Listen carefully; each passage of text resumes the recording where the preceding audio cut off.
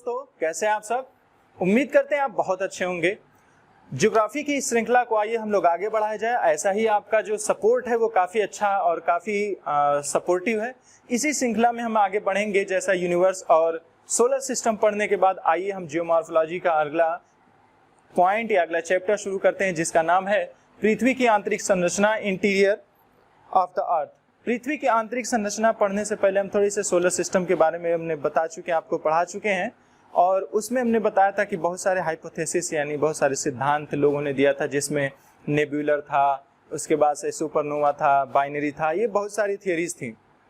हमने कहा था एक एक चीज़ कहीं ना कहीं कड़ी बनी होगी, जुड़ी होगी। तो इसी श्रृंखला में हम आते हैं। तो कोई भी हाइपोथेसिस आप लेंगे, पृथ्वी की जब रचना की बात आती है, संरचना की बात आती है, तो हम कोई भी हाइपोथेसिस आप जाके देख सकते हैं। वीडियोस पिछली जो हमने पहला दूसरा डाला था उसमें देख सकते हैं। आपको हमने बताया था वो सारे हाइपोथेसिस के बारे में।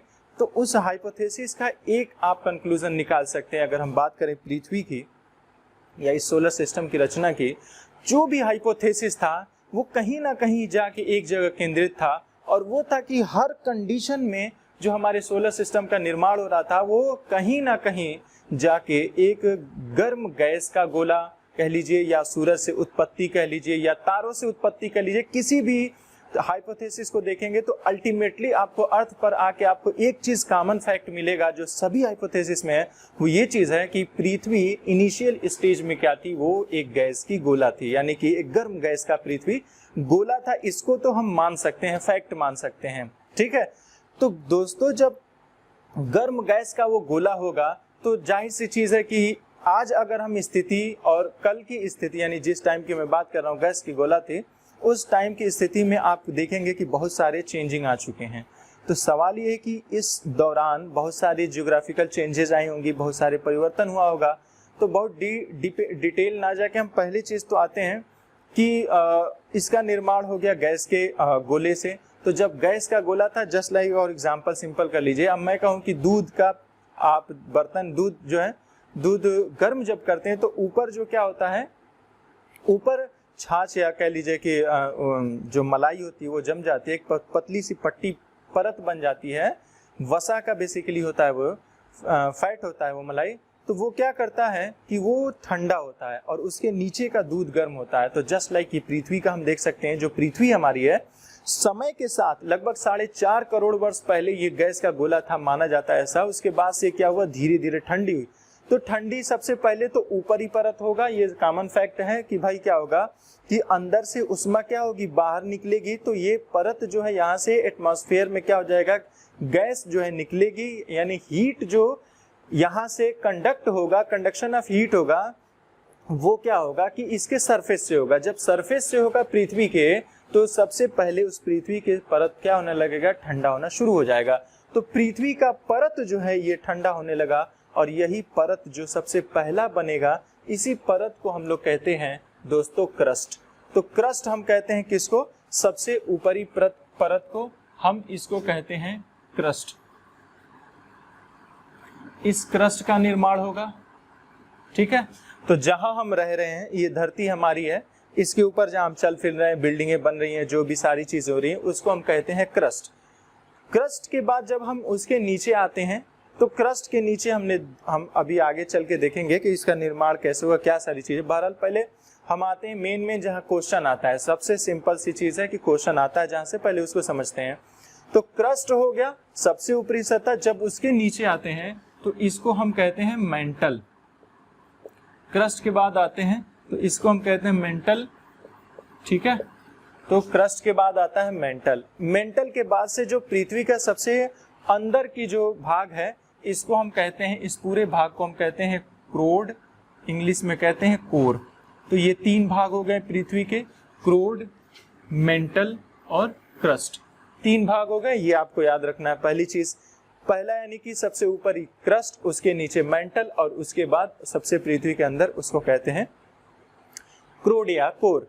दूसरा आते हैं जो क्वेश्चन पूछा जाता है, ये जो पृथ्वी की सबसे ऊपरी सतह है, जिसको हमने क्रस्ट अभी कहा, इस पे दो धातु या दो तत्वों की अधिकता है।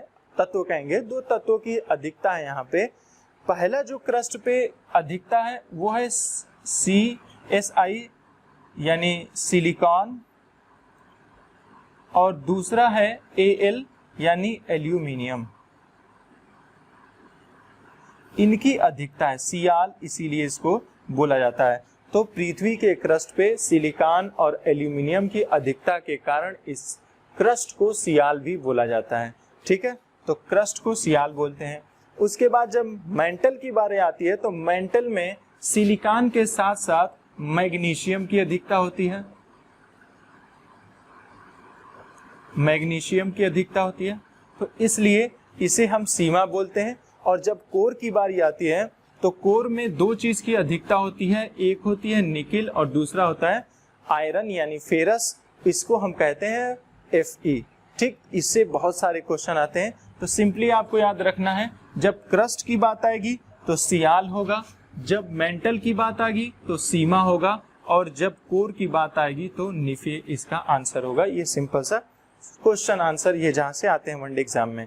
अब आते हैं नेक्स्ट, हम देखते हैं, ये तो हमारी पृथ्वी की जो संरचना है वहां पे है, उसको हमने देखा। नेक्स्ट है कि अब सवाल ये है कि हम पृथ्वी के अंदर जाकर हम कैसे पता कर सकते हैं कि पृथ्वी की अंदर इसकी संरचना कैसी है। तो यहाँ दो तरीके हो सकते हैं, या तो हम डायरेक्ट मेथड यानी डायरेक्ट पृथ्वी के अंदर चले जाएं, या तो हम किसी अन्य रिसोर्सेज से पता करें कि पृथ्वी के अंदर क्या चीज़ है। तो जब हम पृथ्वी की त्रिज्या लगभग 63 से 71 किलोमीटर है और उतना नीचे तो जाना इम्पॉसिबल है, यानी कि अभी तक 12 से 13 किलोमीटर तक जो है हम लोग पृथ्वी के अंदर ही जा पाए हैं, क्योंकि नीचे जाने पर कठोरता बढ़ती जाती है, इस वजह से जाना मुमकिन नहीं है। दूसरा मेथड ये हो सकता है कि वोल्केनो यानी कि जो ज्वालामुखी होती हैं उसके अंदर चला जाए, तो ये भी पॉसिबल नहीं, क्योंकि ज्वालामुखी जो होती है दोस्तों, वो ज्वालामुखी भी मेंटल से आती है। ठीक है, और मेंटल की जो ऊंचाई है, गहराई है, वो हार्डली 100 किलोमीटर है। उससे नीचे होगा तो बहुत करेंगे तो 100 से 150, 200, और अधिकतम जो डिस्टेंस पे माना जाता है कि अगर जहाँ से भूकंप आती है, जैसे कह लिया जाए प्लेट जहाँ से खिसकते हैं, वो लगभग 700 किलोमीटर है। तो फिर भी हम पृथ्वी के अंदर तक यानी कोर तक हम नहीं जा सकते हैं, पृथ्वी के कुछ भाग तक हम पता कर सकते हैं, लेकिन अंदर नहीं जा सकते हैं। ये तीसरा हो सकता है कि हम खदान वगैरह होते हैं जो कोयला वगैरह के होते हैं, उसमें हम जाके, लेकिन कोई भी मेथड फुली सेटिस्फाइड नहीं कर सकता है, क्योंकि हम पृथ्वी की जो संरचना है, हम यहाँ से जब तक यहाँ नहीं जाएंगे हम आंतरिक उसकी संरचना के बारे में बात नहीं कर सकते हैं, क्योंकि जो हम खदान है वो भी कितना होता है, 2, 3, 4, 5 किलोमीटर ऊपर ही क्रस्ट तक ही हम रह जाते हैं। यानी डायरेक्ट तो मेथड हमारे पास नहीं है कि हम पृथ्वी की आंतरिक संरचना के बारे में जान सकें। तो सवाल ये कि इसकी आंतरिक संरचना को कैसे जाना जाए, तो इनडायरेक्ट मेथड यूज किया जाता है। अब इनडायरेक्ट मेथड में क्या क्या हो सकते हैं, तो इनडायरेक्ट मेथड में तो पहली चीज हो सकती है कि भाई हम ये देख लें कि जो भूकंप आती है, जो सबसे बेस्ट भी है, तो जो भूकंप आती है उससे हमें क्या पृथ्वी की आंतरिक संरचना के बारे में पता चल जाएगी। तो दोस्तों सबसे बेस्ट अगर पृथ्वी की आंतरिक संरचना की अभी तक जो मेथड हमारे पास है कि हम उसकी आंतरिक संरचना को उसकी जानकारी ले सके, वो है आपका भूकंप से हमें पता चल जाता है। तो आइए दोस्तों देखते हैं, भूकंप से पहले सबसे पहले तो हम जानेंगे ही ये कुछ असंबद्धता है यानी डिसकंटिन्यूटी है उसके बारे में। तो दोस्तों कुछ असंबद्धताओं को हमें पढ़ना है, कुछ डिसकंटिन्यूटी हमारे पृथ्वी में ऐसा क्यों हो रहा है कि हमें अलग अलग परतें मिल रही हैं, इसको थोड़ा सा समझते हैं और इसको हम कैसे बता पाए हैं कि क्यों यहाँ पे पृथ्वी की आंतरिक संरचनाओं में इतनी अंतर है। तो दोस्तों इस अंतर को समझने के लिए सबसे पहले तो ये हमें जानना होगा कि जो भूकंप आते हैं पृथ्वी के अंदर वो कैसे हमें मदद करते हैं कि हम जान पाए कि पृथ्वी के अंदर या पृथ्वी की आंतरिक संरचना क्या है। तो जब भूकंप आती है तो मोस्टली यह मेंटल में आती है, और मेंटल में जिस जगह भूकंप आती है दोस्तों उसको हम कहते हैं फोकस। जहां भूकंप आती है जिस जगह पे उसको हम कहते हैं फोकस, और इसके ठीक 90 डिग्री पे जो सबसे नजदीक वाला जगह होता है पृथ्वी के सतह पे, इसको हम कहते हैं एपी सेंटर। ये भूकंप दोस्तों हम एक वीडियो अलग से आपके लिए बनाएंगे जिसमें केवल भूकंप के बारे में बताएंगे। फिलहाल आप जानिए जिस जगह भूकंप आता है फोकस कहते हैं, और सबसे नजदीक जो पृथ्वी का सतह होता है उस जगह पे सबसे ज्यादा भूकंप की तीव्रता महसूस की जाती है, उसको हम कहते हैं एपिसेंटर। और जब ये भूकंप आता है तो यहाँ मुख्य रूप से 3 प्रकार की वेव निकलती है, और एक को हम कहते हैं पी वेव, दूसरे को एस कहते हैं और तीसरे को एल वेव कहते हैं। पी एस एल 3 प्रकार की वेव जनरेट होती है भूकंप आने पर। अब ये खास बात क्या है, जो प्राइमरी वेव्स होती हैं जिसे पी वेव कहते हैं, ये सबसे पहले पृथ्वी के धरातल पे पहुंचती है, इसीलिए इसे प्राइमरी वेव कहते हैं। और यह ऐसे है जैसे मैं बोल रहा हूँ और आप सुन रहे हैं, तो इस टाइम यानी कि कौन सा वेव जनरेट हो रहा है, तो आप कहेंगे कि अनुदैर्ध्य। तो अनुदैर्ध्य जो तरंगे होती हैं वो होती हैं आपका पी वेव, जिसे हम लॉन्गिट्यूडनल वेव भी कहते हैं। तो लॉन्गिट्यूडनल वेव होती हैं पी वेव्स। ये क्या होती हैं, जो हमारी आवाज यानी ध्वनि तरंगे हैं, ये किस में से गुजर सकती हैं, प्राइमरी वेव। तो जो प्राइमरी वेव्स होती हैं वो ठोस, द्रव, गैस तीनों से गुजर सकती हैं। तो प्राइमरी वेव जब ये भूकंप आता है तो क्या करती हैं, प्राइमरी वेव जो होती हैं ये इससे गुजर जाती हैं और क्रोड से आगे बढ़ जाती हैं, ठीक है। उसके बाद से ये प्राइमरी वेव है, ये चली जाती है, निकल जाती हैं। इस वेव की खास बात क्या है, जब इस वेव जनरेट होता है तो वो क्या होता है कि इस वेव डिफ्लेक्ट हो जाता है। इस वेव जो है डिफ्लेक्ट हो जाता है और लगभग 103 डिग्री या 110 डिग्री पर, मान लीजिए लगभग 110 डिग्री पर डिफ्लेक्ट हो जाता है। क्यों? क्योंकि जो इस वेव होता है ये लाइट वेव की तरह होता है, यानी लैटिट्यूडनल वेव होता है, जो कि द्रव से नहीं गुजर सकता है। और यही बताता है इसका डिफ्लेक्शन है कि पृथ्वी की जो आंतरिक भाग है वो कैसा है, तो आप कहेंगे कि ये द्रवित अवस्था में है। द्रवित अवस्था में होने के कारण ही यह वेव क्या होती है, इस वेव इससे अंदर से ना गुजर के यहाँ से इसके ऊपर से चली जाती है। और यह जो रीजन होता है इसको छाया रीजन कहते हैं, ठीक है। ये जो रीजन है इसको छाया क्षेत्र कहते हैं, जिसमें कोई भी वेव जो हमें या प्राइमरी या सेकेंडरी वेव मिलती ही नहीं है 110-120 डिग्री के आसपास, उसको हम छाया क्षेत्र कहते हैं। बाकी जगह प्राइमरी वेव मिलती हैं। सेकेंडरी वेव क्या, प्राइमरी वेव इसके अपोजिट में मिलती है, लेकिन सेकेंडरी वेव इसलिए नहीं मिल पाती है क्योंकि सेकेंडरी वेव द्रव के से होके नहीं जा सकती है। और एल वेव जो होती है ये लॉन्ग वेव होती है, जो आड़ी तिरछी चलती है, इसे लव ने खोजा था, इसीलिए एल वेव भी इसको कहा, लव वेव भी कहा जाता है। ये पृथ्वी पर आड़ी तिरछी कर चलती हैं और ये सबसे ज्यादा नुकसान पहुंचाती हैं। तो ये जो है हम पता कर सकते हैं। तो जब ये भूकंप आया तो हमने पाया कि जो ऊपरी क्रस्ट है उसमें से निचले क्रस्ट पर जाने पर जो वेव की स्पीड है, प्राइमरी वेव की स्पीड, वो बढ़ जा रही है। अच्छा, बढ़ने का क्या मतलब हुआ, देखिए जो भी लॉन्गिट्यूडनल वेव होती हैं, यानी कि जिसे अनुदैर्ध्य तरंगे कहते हैं, अनुदैर्ध्य तरंगे जो होती हैं उनकी सबसे ज्यादा स्पीड ठोस में होती है, उससे कम द्रव में होती है और उससे कम गैस में होती है। यानी कि सघनता जैसे जैसे बढ़ेगी वैसे वैसे इसकी स्पीड बढ़ती जाती है। तो दोस्तों जब पी वेव जब यहाँ से मान लीजिए चलती है तो ये जब नीचे की तरफ बढ़ती है तो धीरे धीरे इसका स्पीड क्या होने लगता है, बढ़ता है, ठीक है। लेकिन जब ये इस पॉइंट पे आती है तो सडन इसके स्पीड में सडन इंक्रीमेंट होता है, सडन तेज बढ़ जाता है। और यहाँ एक हमें डिसकंटिन्यूटी यानी असंबद्धता देखने को मिलती है, जिसकी खोज किसने किया था, कोनार्ड ने। इसीलिए इस असंबद्धता, जहाँ से इसके फीचर्स में चेंजिंग आ जाती है, उसी असंबद्धता को हम कोनार्ड असंबद्धता कहते हैं। उसके बाद से इसका जो ये पोर्शन है जिसको हम निचला क्रस्ट कहेंगे, यहाँ पर से आने के बाद जब यही पी वेव जब आगे बढ़ती है यहाँ पे, तो फिर सडनली उसकी स्पीड बढ़ जाता है। और इसको खोज किया था मोह ने, तो इसको हम कहते हैं मोह असंबद्धता। उसके बाद जैसे ही हम आते हैं तो इस मेंटल में भी दो हमें लेयर देखने को मिलता है, जिस इसके ऊपर को हम ऊपरी मेंटल कहते हैं और इसके नीचे वाले हिस्से को हम निचला मेंटल कहते हैं। लगभग 1000 किलोमीटर की दूरी तक आने के बाद हम देखते हैं फिर से जो पी वेव की वेलोसिटी है वो सडन क्या होता है, बढ़ जाता है, इंक्रीज कर जाता है। और इसकी खोज किया था रेपटी ने, इसीलिए इसको रेपटी असंबद्धता कहते हैं। और इसी तरीके से ये इम्पॉर्टेंट है, जो मेंटल तथा कोर के बीच जो असंबद्धता को दर्शाता है उसे गुटेनबर्ग-विसार्ट असंबद्धता कहते हैं। ठीक है, और उसके बाद से आंतरिक कोर की हम बात करें, चूंकि होता क्या है, जो कोर है, कोर का बाहरी हिस्सा द्रवित है और अंदर का हिस्सा ठोस है। ऐसा क्यों होता है?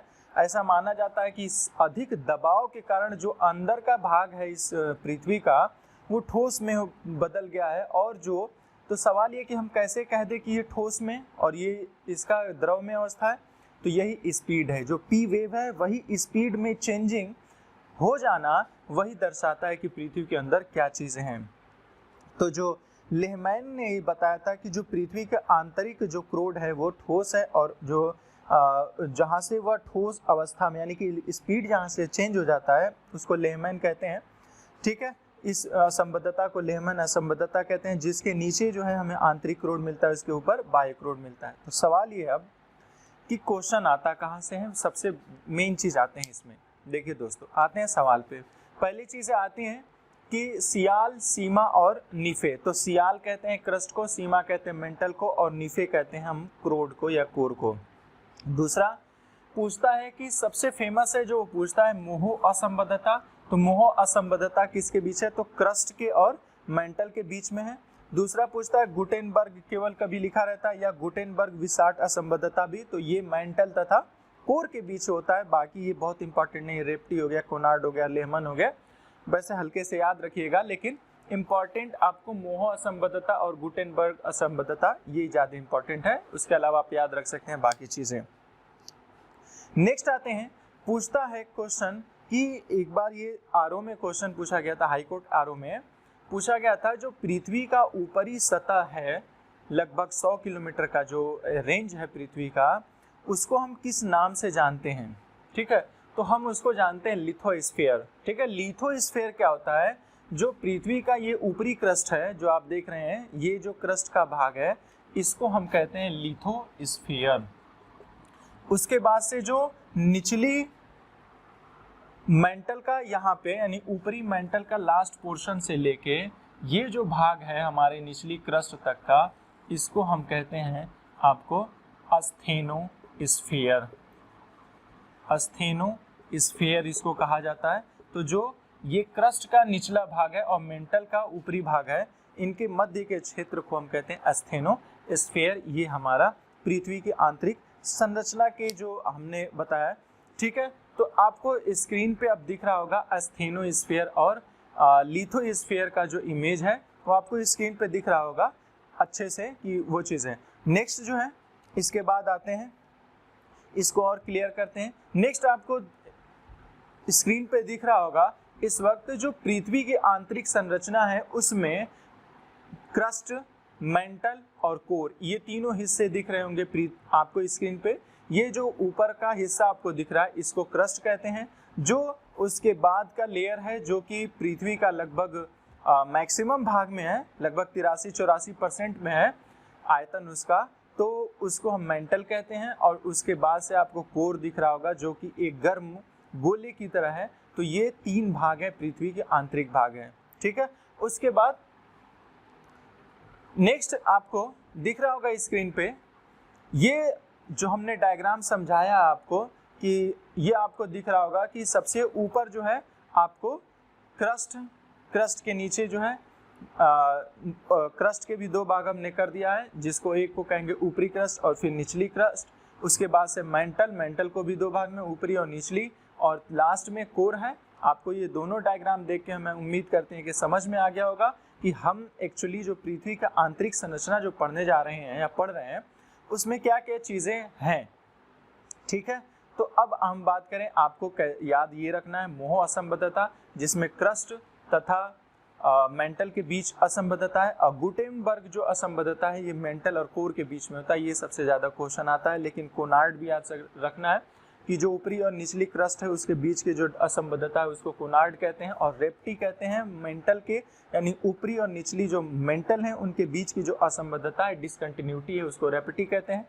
लेहमैन जो है कोर में आता है, यानी कि कोर में 2 भाग होते हैं, एक सॉलिड और एक लिक्विड। तो ऊपरी जो भाग है, यानी अब ऊपर जो कोर है यानी कि जिसे बाह्य कोर भी कहा जाता है, क्रोड कहा जाता है, वो ठोस वो द्रवित अवस्था में, और जो आंतरिक जो कोर है या क्रोड है वो ठोस अवस्था में। ये आपको याद रखना है बस। ठीक है दोस्तों, आइए अब हम कुछ डेफिनेशन की बात कर लेते हैं और इसके साथ ही हमारा ये टॉपिक खत्म हो जाएगा।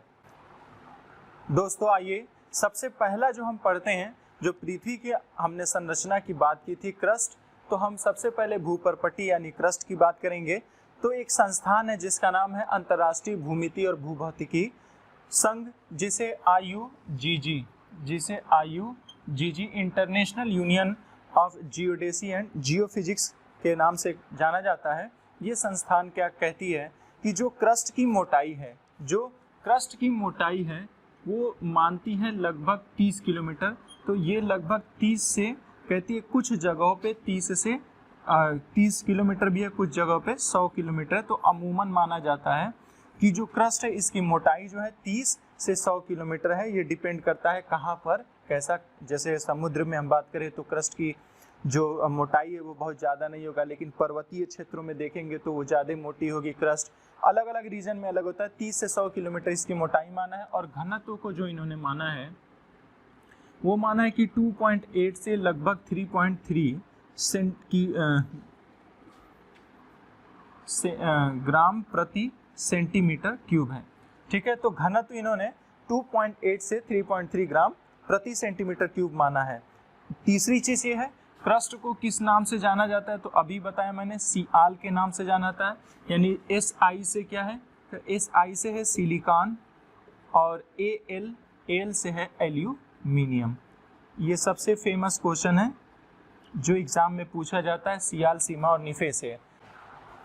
तो दोस्तों जो हम क्रस्ट है, क्रस्ट का जो ऊपरी भाग हमने बताया था, जो क्रस्ट का 100 किलोमीटर का लगभग रेंज होता है, उसको हम कहते हैं लिथोस्फीयर। ठीक है, तो लिथोस्फीयर क्या है, जो पृथ्वी का ऊपरी सतह जिसमें समुद्र वगैरह का भी क्षेत्र आएगा और पर्वतीय क्षेत्र भी आएंगे, तो पृथ्वी के जो सबसे ऊपरी परत होता है उसे लिथोस्फीयर कहते हैं। ठीक, तो ये एग्जाम के पॉइंट ऑफ व्यू से जो क्वेश्चन पूछे जाते हैं, जिसको मैंने बताया कि वैसे सबसे ज़्यादा ये पूछा जाता है, जो लिथोस्फीयर हो गया या फिर सियाल जो है, सीमा, निफे, इससे क्वेश्चन आता है। बाकी बहुत रेयर ऑफ रेयरेस्ट है या और अदर इससे क्वेश्चन बनता है। नेक्स्ट है इसके जो आंतरिक भाग है उसमें हम पढ़ेंगे, वो है हमारा मेंटल। तो दोस्तों नेक्स्ट हमारा जो टॉपिक है वो है मेंटल हमारा नेक्स्ट टॉपिक है। जो पृथ्वी का अंदर का जो दूसरा भाग है इसको मेंटल हम कहते हैं। और मेंटल को हमने कहा ये लगभग इसकी जो गहराई है वो लगभग है 2900 किलोमीटर तक इसकी गहराई है। यानी पृथ्वी के लगभग 2900 किलोमीटर तक इसकी गहराई आपको मिलेगी। इसको अन्य किस नाम से जाना जाता है, तो ये नाम याद रखिएगा, इसको सीमा के नाम से जाना जाता है, यानी कि सिलिकॉन और Ma से मैग्नीशियम। तो इसमें सिलिकॉन और मैग्नीशियम की अधिकता के कारण जो है इसे सीमा कहा जाता है। और इसमें क्रस्ट तथा मेंटल के बीच में एक साइंटिस्ट थे जिन्होंने 1909 में इसकी असंबद्धता की खोज की थी, जिनका नाम था मोहोरोविकिक थे, जिन्होंने 1909 में क्रस्ट तथा मेंटल के बीच एक असंबद्धता यानी डिसकंटिन्यूटी के बारे में बताया था। इसीलिए क्रस्ट तथा मेंटल के बीच जो असंबद्धता डिसकंटिन्यूटी है उसे मोहोरोविकिक के नाम पे ही मोहो असंबद्धता के नाम से भी जाना जाता है। ठीक है, तो मोह असंबद्धता के नाम से जाना जाता है। ये हमारा मेंटल है। और मेंटल के में जो है सबसे ज्यादा सीमा पाया जाता है। तीसरी चीज, मुख्यतः जो भूकंप आते हैं वो किस रीजन में आते हैं, तो मेंटल में आते हैं। ये बात याद रखिएगा कि भूकंप जो आते हैं, जो हमने कहा था जो फोकस होता है जहाँ से भूकंप की उत्पत्ति होती है, वो मुख्यतः कहाँ होते हैं, तो आंसर है मेंटल में पाए जाते हैं सबसे। ये आप सेकंड पॉइंट आपको याद रखना है। नेक्स्ट आते हैं, तो इसमें एक क्वेश्चन पूछ सकता है कि भाई ये सबसे बड़ा रीजन कहता है, आयतन के हिसाब से जो मेंटल होता है वो लगभग पृथ्वी का 83% है। अगर आयतन की बात करें तो पृथ्वी का 83% भाग जो है मेंटल है और लगभग 68% भाग पृथ्वी के द्रव्यमान का क्या है, मेंटल है। तो सबसे ज्यादा आयतन किसका है, तो आयतन यानी कि सबसे ज्यादा रीजन किसके पास है, किसके ज्यादा क्षेत्र है, तो आंसर है मेंटल के पास। और द्रव्यमान का लगभग 68% जो है वो हमारा मेंटल है। ठीक है दोस्तों, नेक्स्ट आते हैं क्रस्ट पे। तो दोस्तों नेक्स्ट आइए टॉपिक हम पढ़ते हैं जिसको हमने कहा था क्रोड, या इंग्लिश में इसको कहते हैं कोर। कोर मुख्यतः निकिल और फेरस यानी आयरन से बना है, निकिल और फेरस। फेरस कहते हैं लोहा को, ठीक है, ये दोनों धातु हैं। तो निकिल और फेरस यानी लोहे से मिलके बना, इसे क्रोड कहते हैं। इसका दो भाग होता है, एक को हम कहते हैं कि बाह्य क्रोड आउटर कोर, और इसके अंदर जो है वो हम कहते हैं आंतरिक क्रोड, जो हम आपको बता चुके ऑलरेडी, इसको कहते हैं इनर कोर। तो आउटर कोर जो है यानी बाह्य क्रोड जो है ये किस अवस्था में है, तो आंसर है द्रवित अवस्था में। और ये कैसा है, आंतरिक क्रोड जो है, बाह्य क्रोड द्रव है और आंतरिक क्रोड ये ठोस अवस्था में है।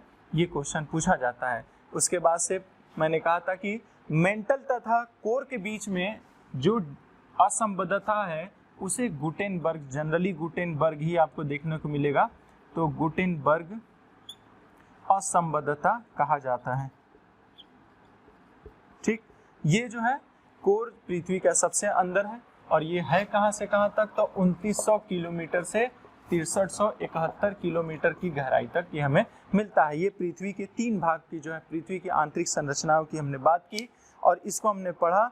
अगर पूछा जाए कि भाई ये बताइए इस पूरे पृथ्वी पर सबसे ज्यादा कौन सा धातु पाया जाता है, तो आंसर है फेरस। ये क्वेश्चन पूछा जा चुका है और जो 30 से 35% तक पाया जाता है। अगर क्रस्ट पे पूछेगा सबसे ज्यादा पाया जाने वाला तत्व तो ऑक्सीजन होगा। अगर पूछेगा पृथ्वी पे सबसे ज्यादा पाए जाने वाला धातु कौन सा है, तो आंसर एल्यूमिनियम होगा। अगर पूछा जाएगा पृथ्वी के क्रस्ट पे सबसे ज्यादा पाया जाने वाला अधातु कौन सा है, तो वो सिलिकॉन होगा। तो ये क्वेश्चन आपको याद रखना है दोस्तों कि पृथ्वी के क्रस्ट पे तत्व पूछेगा, एलिमेंट पूछेगा तो बिल्कुल आंसर आपको देना है ऑक्सीजन, और धातु पूछेगा तो एल्यूमिनियम। ये जनरली क्वेश्चन आते हैं और ये ध्यान रखना है आपको। सीमा सियाल निफे ऑलरेडी आपको बता चुके हैं। इसके बाद से जो है और अगला हमारा जो टॉपिक होगा वो हम पढ़ेंगे। उसके साथ साथ जो है हम क्या करेंगे, अब जो अध्ययन करेंगे इसके साथ कुछ टॉपिक जब कंप्लीट होगा तो उसके साथ सारे क्वेश्चन जो एग्जाम में आए हुए हैं उसका एक जो है स्पेशल वीडियो बना के डालेंगे दोस्तों। और सबसे बड़ी बात है कि जो हमने अगर आपको अच्छा लगता हो तो प्लीज़ लाइक सब्सक्राइब दोस्तों जरूर किया करिए और शेयर जरूर किया करिए। इससे हमें हौसला मिलता है, वरना हम थोड़े से मायूस जरूर होते हैं कि हो सकता है कि उस तरीके का जो है हम अभी आउटपुट नहीं दे पा रहे हैं जैसा आप चाहते हैं। तो दोस्तों भूलिएगा मत। और टेलीग्राम से जुड़ने के लिए आपको डिस्क्रिप्शन में बॉक्स में लिंक मिल जाएगा, वहाँ से आप जुड़ सकते हैं। और हमारी पुरानी वीडियोस देखना है तो सारी जो है लिस्ट में आपको मिल जाएंगी। आज के लिए इतना ही, धन्यवाद।